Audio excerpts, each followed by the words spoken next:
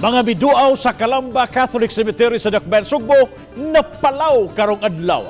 Kini kay hangtod karon nagpabiling Sirado ang sementeryo. Sukwahi kini sa gimando sa Interagency Task Force nga ablihan ug balik ang mga samang sa Nobyembre 3. Ani ang report.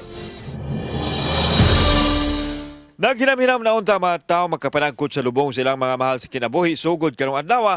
Human sirad ang mga sementeryo sukad ni adto Oktubre 29 hangtod na sa Nobyembre 2 nunutsab sa mando sa gamhanan.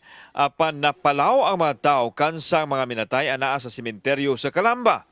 Kining lalaki nga gikan pa sa Danao City, mituyo og lugsong sa syudad aron mabisita ang minahal sa kinabuhi apan kutob lang sila sa ganghaan kay sirado pa man ang sementeryo. Nagbagot-bot usab ang uban nga wa na gani mosulod sa trabaho aron makabisita sa sementeryo sa pagtuo nga nagbukas na kini apan napakya sila. Ika kami probinsya, di bilang magbibiyahe pa dong diri. Dismayado kayo mi. Kuan ra ba unta ron?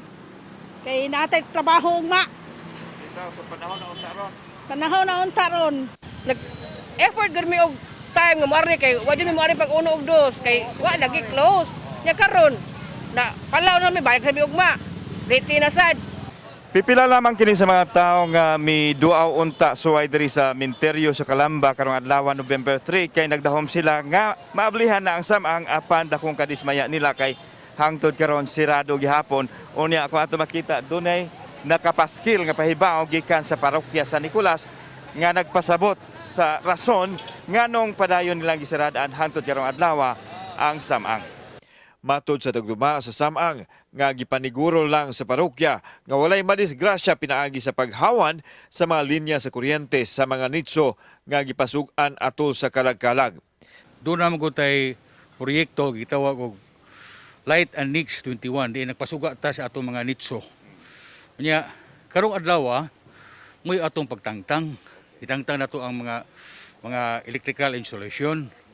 Mao nga, amo ulasang gisirhan karon kay delikado kayo kung daghan ang mga tao makurintihan niya. Samtang aduna untay mga force multipliers nga nagbantay sa gawas sa samang isip pagpangandam sa pagdagsa sa mga tao karong adlaw.